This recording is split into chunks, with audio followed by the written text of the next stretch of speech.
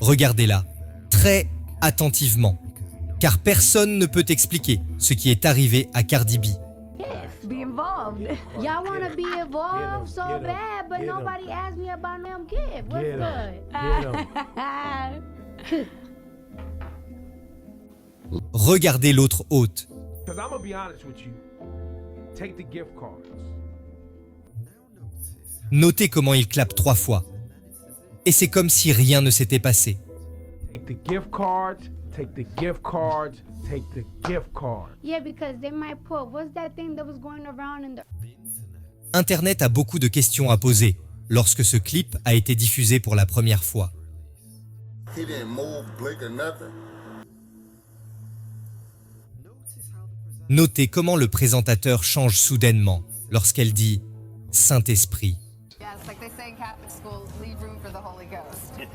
Anyway, there is a lot of memories today, actually. It's a big day in music history. The king of rock and roll, and as Mark Cohn says in his great song Walking in Memphis, there's a pretty little thing waiting for the... Comme vous pouvez le voir, tout n'est pas ce qu'il semble être.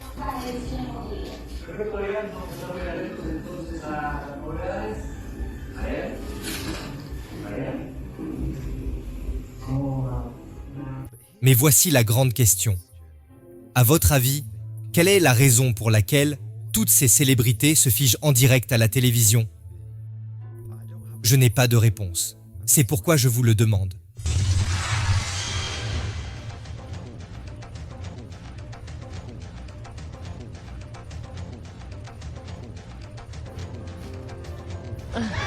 I'm sorry. I was in a trance. Speaking of showing us, 2 Chainz, you got a shot, 2 Chainz? Got a shot, let me see that shot, dog.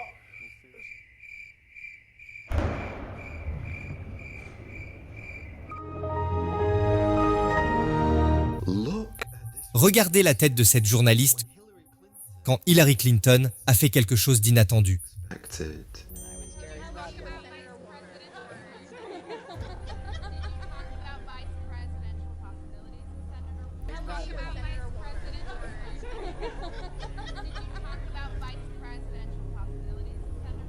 Ok, avant de vous expliquer pourquoi, je vous ai montré ces personnes agissant de la sorte. Je veux que quelque chose soit très clair.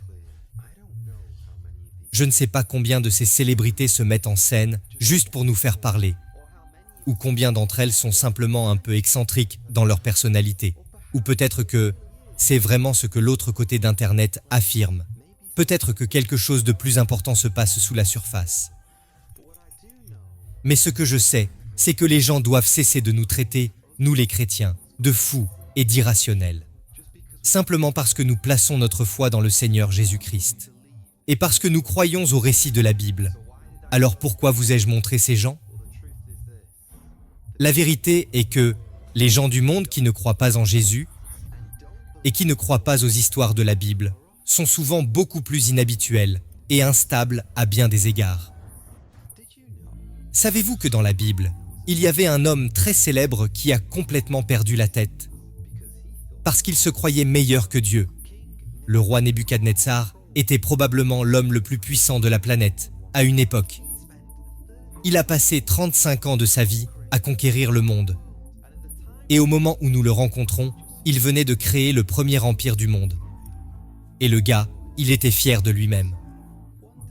Un jour, alors que Nebuchadnezzar était à l'aise dans son palais, prospère et sans souci, venant de nulle part, un certain effroi saisit soudainement le roi lorsqu'il eut une certaine vision.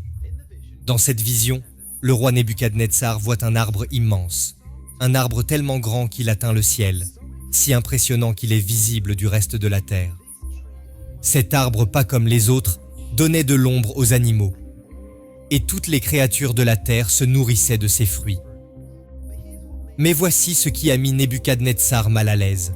Nous sommes tous observés.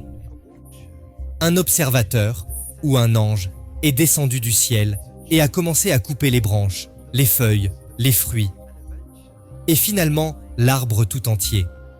Imaginez-vous cela en ce moment même? Voici cet arbre qui surpassait tous les autres arbres de la terre, et en un instant, il fut abattu. Et tout ce qui restait était la souche, qui, selon la vision, était ensuite recouverte de bronze et de fer. En d'autres termes, il devait rester en vie et être protégé pour une autre fois. Les choses s'aggravent encore. Lorsque Nebuchadnezzar voit dans sa vision un homme transformé en un animal des champs, mangeant de l'herbe. Et cet homme est resté dans cet état pendant 7 ans. Il est presque incroyable que cet homme colossal soit passé d'un état extérieur florissant à un état intérieur troublé. Nebuchadnezzar était si troublé par cette vision qu'il appela les hommes les plus sages du palais, mais aucun d'entre eux ne put interpréter sa vision, à l'exception d'un seul homme, Daniel. Cependant, Daniel n'avait pas de bonnes nouvelles à partager. Le sort de ce roi était tellement mauvais que Daniel passa 1 heure à s'étonner de la signification réelle de la vision. Finalement, Daniel a réussi à se ressaisir et il a décrit le tableau très clairement pour le roi. Ce grand arbre visible par le monde entier, c'est toi, Nebuchadnezzar.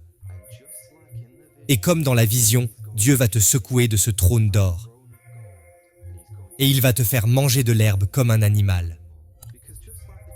Parce que tout comme l'arbre, ton orgueil était grand. Ta chute sera tout aussi grande. Mais écoutez-moi, Dieu n'a pas laissé Nebuchadnezzar sans espoir. Il lui a même offert une porte de sortie pour échapper à ce jugement rapide. La Bible dit « C'est pourquoi, ô roi, puisse mon conseil te plaire. Mets un terme à tes péchés en pratiquant la justice, et à tes iniquités en usant de compassion envers les malheureux, et ton bonheur pourra se prolonger. » Vous avez bien compris? En d'autres termes, cette condamnation n'était pas définitive. L'écriture n'était pas encore affichée sur le mur. Dieu tendait sa main de grâce à Nebuchadnezzar une dernière fois. Il avait une dernière chance d'éviter cette calamité, et tout ce qu'il avait à faire était de se repentir. Mais l'a-t-il fait? Non. 12 mois entiers se sont écoulés. Il y a eu 365 occasions de se détourner de son péché et de s'humilier lui-même. Mais le roi Nebuchadnezzar n'a rien fait. Suis-je le seul à penser que cela me semble très familier? Tout ce que Dieu a à faire, c'est de mettre le doigt sur un aspect de votre vie. Et il pourrait vous ébranler jusqu'au plus profond de vous-même. Il suffit d'une lettre, d'un rendez-vous chez le médecin, un coup à la porte, un texto, un appel téléphonique, 1 seconde. Et vous pourriez être mis à genoux pendant des jours, des mois, voire des années. Chacun d'entre nous a connu ces moments décisifs dans sa vie. Et dans ces moments de crise, vous avez peut-être vous-même prononcé ces mots. Quelque chose doit changer. C'est bon, je vais changer de vie. Je serai l'homme de Dieu que tu veux que je sois. Je serai la femme de Dieu que tu m'as appelée à être. Et nous disons souvent ces choses dans le feu de l'action. Puis le sermon se termine. Le temps passe. La crise est passée et vous oubliez tous les vœux que vous avez prononcés, toutes les leçons que vous avez apprises. Et ce sentiment d'urgence de se repentir s'estompe de plus en plus, jusqu'à ce que rien ne change aucunement. C'est exactement ce qui est arrivé au roi Nebuchadnezzar. 1 an après avoir reçu cette vision surprenante du Seigneur. Après cette longue période de grâce, nous retrouvons le roi Nebuchadnezzar rempli d'orgueil, se pavanant dans le palais comme s'il était intouchable. Comme beaucoup d'hommes d'aujourd'hui, il croyait être « Je suis le plus grand, regardez tout ce que j'ai bâti ». Et alors que ces mots étaient encore dans sa bouche, il entendit une voix venant du ciel résonner. « Roi Nebuchadnezzar, le royaume s'est éloigné de toi. » Et juste comme ça, les cordes de son esprit se sont détachées. Et il est devenu comme un animal sauvage. Ses doigts devinrent des griffes. Ses cheveux s'en mêlèrent comme des plumes d'oiseaux. Et le roi qui mangeait les mets les plus raffinés du pays fut désormais laissé dehors, couvert d'eau de pluie, et mangeait en lieu et place de l'herbe. Le fait est que Dieu a fait tomber cet homme. Oh, il peut le faire. Il l'a fait, il le fera, et il le fait encore aujourd'hui. Ok, il ne le fait peut-être pas, de la même manière qu'il l'a fait avec le roi Nebuchadnezzar. Mais croyez-moi, il humilie encore des hommes et des femmes aujourd'hui. Oh mon cher ami, s'il y a une chose dont vous devez vous souvenir, c'est de ceci. Les moulins de Dieu moulent lentement. Oui, Dieu est patient avec nous pour un temps. Pour un temps, il vous laissera continuer dans votre péché et votre orgueil. Mais quand le temps vient, quand l'horloge sonne minuit dans votre vie, il ne tarde pas. Et son jugement ne peut être arrêté.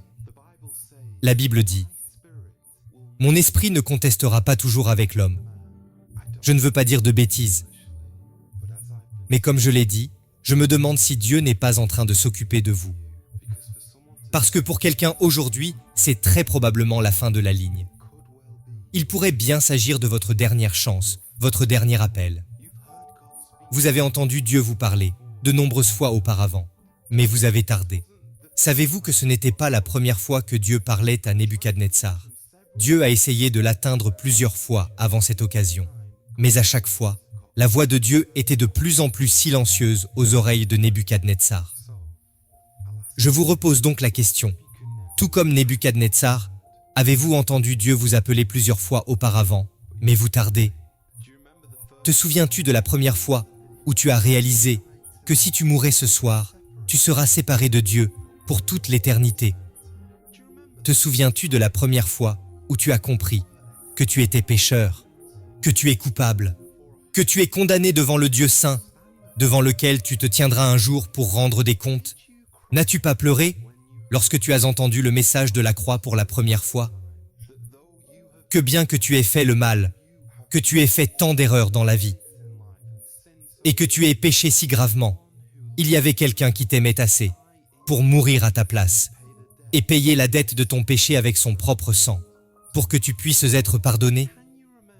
Te souviens-tu du jour où les écailles de tes yeux sont tombées et que l'évidence te fut présentée si clairement que tu as su que cet homme, Jésus-Christ, était totalement différent de tous les autres hommes? En fait, il était le seul à pouvoir dire « Je suis le plus grand », car il est le seul à être ressuscité d'entre les morts. Te souviens-tu de l'époque où la voix de Dieu était forte? Elle était tellement forte à tes oreilles. « Viens à moi, je te sauverai. Je laverai tous tes péchés. » Et puis, au fil du temps, elle est devenue de plus en plus silencieuse, de plus en plus faible.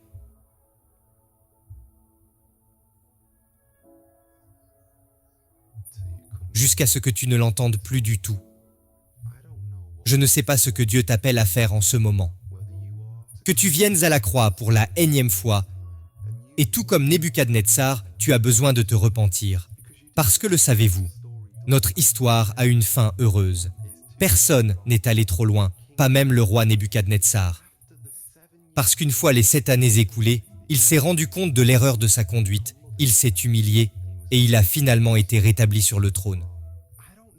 Je ne sais pas si vous êtes déjà sauvés et si ce que Dieu vous dit de faire dans ce message particulier est en fait de lui obéir. Parce que pendant si longtemps, vous avez ignoré sa voix, alors qu'il vous a dit encore et encore de renoncer à cette chose. Il a mis le doigt sur un aspect particulier de ta vie et a dit « Mets-le de côté. Consacre-toi entièrement à moi. » Mais tu as continué à suivre ta propre voie. Quoi qu'il en soit, je terminerai par cette grande déclaration. Il n'y a rien de plus solennel, de plus sérieux que d'entendre la voix de Dieu, d'être touché par lui, d'être troublé au plus profond de soi, mais de retarder. Parce que plus le temps passe, plus vous entendez le même message, encore, et il ne vous troublera plus. Mais cette fois-ci, il vous mettra en colère. Et puis au fur et à mesure que le temps passe et repasse, ce même message finit par ne plus vous mettre en colère, par ne plus vous troubler, par ne plus vous toucher. En fait, il vous ennuie même, parce que vous l'avez retardé tellement longtemps. Oh mon cher ami, Dieu ne contestera pas toujours avec l'homme. Et si tu continues à t'asseoir sur la clôture, un jour viendra où tu n'entendras plus rien. C'est pourquoi l'une des choses les plus insensées au monde, c'est quand un homme ou une femme dit « J'obéirai à la voix de Dieu quand je serai plus âgé. Quand je serai plus vieux, je deviendrai chrétien. » Parce que savez-vous quelque chose? Savez-vous ce que la vieillesse apporte d'autre? La perte de l'ouïe. Et quand Dieu vous parlera dans les derniers moments de la vie, vous n'entendrez rien. Alors aujourd'hui même, si vous entendez sa voix, ne tardez pas. et tournez-vous vers le Dieu vivant. Cette vidéo que vous êtes en train de regarder en ce moment est en fait la deuxième partie d'une vidéo que j'ai faite il y a quelques semaines. Si vous voulez voir la première partie, cliquez ici. Et si vous trouvez que cette chaîne et ce ministère vous sont utiles, n'hésitez pas à vous abonner, car votre amitié nous est très précieuse à Off the Curb Ministries. Que Dieu vous bénisse et merci d'avoir regardé.